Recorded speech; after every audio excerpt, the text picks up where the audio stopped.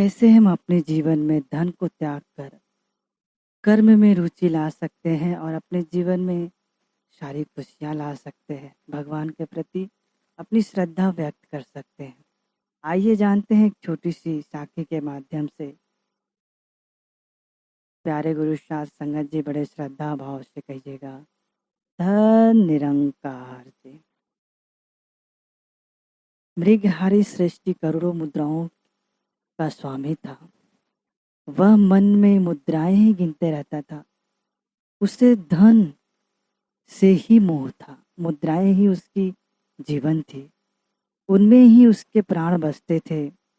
सोते जागते मुद्राओं का सम्मोहन ही उसे भुलाए रहता था। संसार में और कोई सुख है उसने कभी अनुभव नहीं किया। एक दिन वह भोजन के लिए बैठा। पुत्र वधू ने प्रश्न किया कि भोजन ठीक है पिताजी, कोई त्रुटि तो नहीं है? मृगहारी कहने लगे, आयुष्मती, आज ये कैसा प्रश्न पूछ रही हो तुम जैसे ही सुयोग पुत्र वधू कभी त्रुटि कर सकती हैं? तुमने मुझे सदैव ताजे और स्वादिष्ट व्यंजनों से तृप्त किया है। तब उनकी पुत्र वधू कहती है अपनी दृष्टि को नीचे करके, आर यह तो आपका भ्रम है पिताजी, यह आपका भ्रम है। मैं आज तक सदैव आपको बासी भोजन खिलाती रही हूँ। मेरी बड़ी इच्छा होती है कि आपको ताजा भोजन कराऊं, पर धन के सम्मोहन ने आपको पूर्णाधिकार कर लिया है। खिलाऊं तो आपको उसका सुख नहीं मिलेगा। आपका जीवन बासी हो गया है, फिर मैं क्या करूं?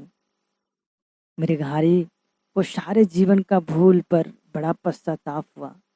अब उसने भक्ति भावना स्वीकार की और धन सम्मोहन त्याग कर धर्म कर्म में रुचि लाने लगा। भौतिकता का आकर्षण प्रायः मनुष्य की सदिच्छाओं को, भावनाओं को समाप्त कर देता है। उस अवस्था में तुच्छ स्वार्थ के सिवाय जीवन में खुशियां से मनुष्य वंचित रहता है। जब हम अपनी खुशियों के लिए अगर हम खुशी धन में ढूंढते हैं तो सारी जो जग की खुशियां हैं उससे हम अधीन रहते हैं, उसका कभी हम अनुभव नहीं कर पाते हैं। तो हमें धन का लोभ ना होके हमें भगवान की जागृति करना चाहिए, परमपिता परमेश्वर निराकार की स्मृति करना चाहिए। प्यारे गुरु साध संगत जी, मैं आशा करता हूँ कि यह साखी आपको अच्छी लगी होगी। बड़े श्रद्धा भाव से कहिएगा, धन निरंकार।